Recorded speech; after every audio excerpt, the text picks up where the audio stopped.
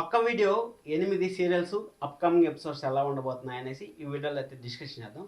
Upcoming ఎపిసోడ్స్లో మాత్రం చాలా ట్విస్టులు, అలాగే చాలా సర్ప్రైజ్లు, అలాగే చాలా సొల్లు కూడా చూడబోతున్నాం అనేసి క్లారిటీగా అయితే అర్థమవుతుంది. ఆ సొల్లు ఏ సీరియల్లో చూస్తా ఉన్నాం అనుకుంటా ఉంటారు, కింద కామెంట్ చేయండి. అలాగే మనకు ఒక హీరోయిన్ ఎలివేషన్ అయితే చూడబోతున్నాం, ఒక మిస్టరీని అయితే చేంజ్ చేసి చూడబోతున్నాం, ఒక హీరోయిన్ని సైడ్ క్యారెక్టర్లు చేయడం చూడబోతున్నాం, అలాగే మన హీరోయిన్ మధ్య లవ్ కెమిస్ట్రీని చూడబోతున్నాం. చాలా ఎపిసోడ్స్ అయితే మంచి సీరియల్స్ అయితే రాబోతున్నాయి. చూద్దాం ఏం జరుగుతుంది అనేసి. వీడియోని అయితే చివరి వరకు అయితే చూడండి. మీరైతే లైక్ చేయడం అసలు మర్చిపోద్దండి, అలాగే సబ్స్క్రైబ్ చేసుకోవడం అసలు మర్చిపోద్దండి. ఎందుకంటే చాలా మంది చూస్తూ ఉంటారు కానీ సబ్స్క్రైబ్ అయితే చేసుకోవట్లేదు. అది అయిపోయిన తర్వాత ఈరోజు హైప్ అనేది లాస్ట్, అంటే మళ్ళీ రేపటి నుంచి మన కొత్త హైప్లు అయితే వస్తాయి. ఆ హైప్ మిగిలిపోయింటే మాత్రం ఖచ్చితంగా మన ఛానల్లో హైప్ బటన్ కొట్టడం మాత్రం అస్సలు మర్చిపోతుంది.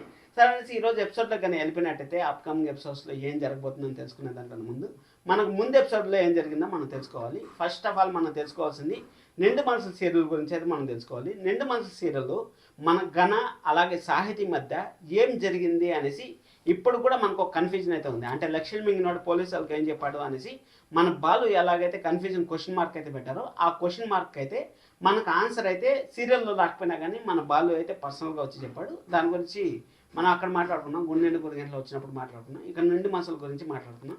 ఇక్కడ మన ప్రేరణకైతే అక్కడ మన హీరోయిన్స్ ప్రతి ఒక్క దాన్ని ఛేదించేదంటే మన పక్కా ఫిక్స్ అయిపోండి మీరు. హీరో అనే క్యారెక్టర్ జస్ట్ ఉందంటే ఉంది అన్నట్టు మనకైతే చూపిస్తూ ఉంటారు, కానీ హీరోయిన్సే మనకు ఒక అడుగు ముందుకేసి అసలు ఏం జరిగింది ఎక్కడ అనేసి తెలుసుకునే ప్రయత్నం అయితే చేస్తారు. కాబట్టి ఇక్కడ సాహితీ ఘన మధ్యలో పెళ్ళి ఎలా జరిగిందా, అసలు నిజంగానే పెళ్ళి జరిగిందా లేదా, లేకపోతే ఏమన్నా సాహితీ ప్రాబ్లంలో ఇరుక్కునిందా అంటే నా గెస్ ప్రకారం అయితే సాహితీ ఎక్కడ పోయింది, బర్త్డే పార్టీ ఉంది అని చెప్పేసి పోయింది కదా. ఒక నైట్ ఏం జరిగిందని మనకు క్లారిటీ రావాలి. అది నాకు తెలిసినంత వరకు డైరెక్టర్ ఆ పాయింట్ని అయితే జస్ట్ ఒక పాయింట్ని అయితే రాసుకుంటారు. ఆ పాయింట్ ఏమీ లేదు. పార్టీ అంటే పార్టీలు ఏం చేస్తారు సహజంగా ఇన్ కేస్ డ్రింక్ చేసి ఉండొచ్చు, ఎందుకంటే ఇప్పుడు లేడీస్ కూడా డ్రింక్ చేయడం అనేది సహజం అయిపోయింది కాబట్టి డ్రింక్ చేసి ఉండొచ్చు, లేకపోతే పబ్బులో ఏదన్నా జరిగిండొచ్చు, లేకపోతే ఏదన్నా హడావిడి జరిగిండొచ్చు. అంటే ఇప్పుడు ఎలాగైతే మన సిద్ధుని ప్రేరణని మన ఘన అయితే ప్రాసిక్యూషన్ అంటే ఒక కేసులో అయితే ఇరికిచ్చాడు కదా, ఆ కేసు లాగా మన సాహితీ ఎవరన్నా వేరే వాళ్ళని అదర్స్ని లవ్ చేయడం, లేకపోతే అదర్స్తో పాటు ఫ్రెండ్కి హెల్ప్ చేయడానికి పోయేసి అక్కడ ఏమైనా ఘనాకు చిక్కిందా, లేకపోతే డ్రైవ్ చేసేటప్పుడు కానీ అక్కడ ఏమైనా యాక్సిడెంట్ ఏమైనా చేసిందా, ఆ వాటి నుంచి బయటపడాలంటే పోలీసు వాళ్ళకి ఎన్ని మార్గాలు ఉంటాయో అన్ని మార్గాల్లో ఖచ్చితంగా సాహితీ ఒక మార్గంలో అయితే దొరికింటుంది. ఆ మార్గం నుంచి సాహితీని కానీ బయటకు తీసుకొస్తే మళ్ళీ ఘనాన్ని అయితే మెడబట్టు బయట దోసేయచ్చు, మనకైతే క్లారిటీ ఉంది. ఆ ట్విస్ట్ని అయితే మనకి ఈ వారంలో రివీల్ చేసే ఛాన్స్ అయితే ఉంటుంది. నిండు మనసు సీరియల్ కూడా అంత తక్కువ అంచనా అవుతుందండి, ఎందుకంటే 6 PM ఉంది కాబట్టి లో టీఆర్పీ. అదే మధ్యాహ్నం స్లాట్లో ఉంటే బెటర్ టీఆర్పీ వస్తుందని నాకైతే అనిపిస్తుంది. చూద్దాం ఏం చేస్తారు. మన స్టార్ మా అయితే మామూలుగా అయితే ఏదైనా సీరియల్స్ కొత్త సీరియల్స్ వస్తుంటే ప్రైమ్ టైంలో వేసి ప్రైమ్ టైంలో ఉండే సీరియల్స్ మధ్యాహ్నం సీరియల్స్లో వేస్తుంది. ఆల్రెడీ బిగ్ బాస్ కోసం శుభం పడిపోతున్న సీరియల్స్ అని ఒక లిస్టులో అయితే క్లారిటీగా ఎక్స్ప్లెయిన్ చేశాను. ఎవరైనా చూడకుండా అంటే వెళ్ళి చూడండి. సరే ఓకే, అదైపోయింది. నిండు మనసు సీరియల్లో ఆ ట్విస్ట్ అయితే రివీల్ అయ్యే ఛాన్స్ ఉంది. ఘన సాహితీ మధ్య పెళ్ళి ఎలా జరిగిందని మనకైతే తెలిసే ఛాన్స్ అయితే ఉంది. ఇక్కడ అది అయిపోయిన తర్వాత గోదావరి సీరియల్లో ఆ తోట వాళ్ళ నాన్నగారు మొత్తం డబ్బిచ్చేసి అంతా చేసినా కానీ అక్కడ మన జానుకైతే నిజమైతే చెప్పకుండా సింహాద్రి అనే అతను ఒక ముసుగేసుకున్న నక్క లాంటి వాడు, అంటే మనిషి ముసుగేసుకున్న ఒక నక్క లాంటి వాడు ఆ సింహాద్రి అనే అతను.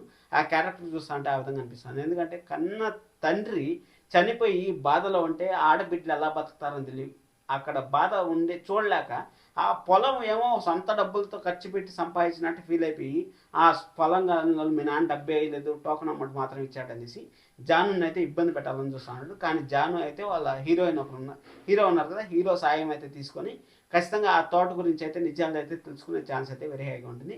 అలాగే వాళ్ళ చెల్లెల్ని ఒక సక్రమైన దారిలో పెట్టాలనేసి మన జాను అయితే ప్రయత్నిస్తుంది. ఎందుకంటే ఇక్కడ అక్క లైన్ క్రాస్ అయింది, అంటే అమెరికా సంబంధం అనేసి.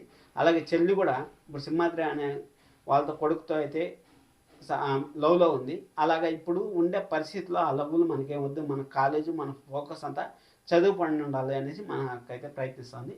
మంచిగా చూద్దాం ఏం జరుగుతుంది అనేసి. అదే అయిపోయిన తర్వాత నువ్వు లేక నేను టైంలో ఇప్పుడే వాళ్ళ మధ్య అయితే ప్రేమ చిగురిస్తూ ఉంది. అంటే మన అగ్రిమెంట్ ప్రేమ కాస్త రియల్ లవ్ అయ్యే ప్రేమ అవుతుంది అంటే ఎస్ అయ్యే ఛాన్స్ అయితే వింటుంది అని నాకైతే అనిపిస్తుంది. అది అయిపోయిన తర్వాత ఇల్లు ఇల్లాల పిల్లల సీరియల్లో ఇంటోళ్ళు ధీరజ్ ఎలా బయటకు వస్తాడా అని మనం అయితే అనుకున్నాం. జస్ట్ సింపుల్గా ఒక సీసీ కెమెరా అయితే మన ధీరజ్ అయితే బయటకు వచ్చేసాడు. ఆ సీసీ కెమెరాలో వాయిస్ రికార్డు కూడా అయింది. అది ఎలా అయిందో నాకైతే తెలియదు, మీకు తెలిస్తే కింద కామెంట్ చేయండి. అక్కడ అది అయిపోయిన తర్వాత మొత్తానికి అయితే భద్రావతి వాళ్ళు వేసిన ప్లాన్ అయితే తిప్పుకొట్టారు. అక్కడ తిప్పుకొడితే మనం వల్లి వేసింది మరో ప్లాన్. వాళ్ళ నాన్నగారిని అయితే అక్కడ ఫామ్ హౌస్కి పంపించాలనేసి, మీకు వాయిస్ వస్తుంది లేదు నాకే అర్థం కాదు.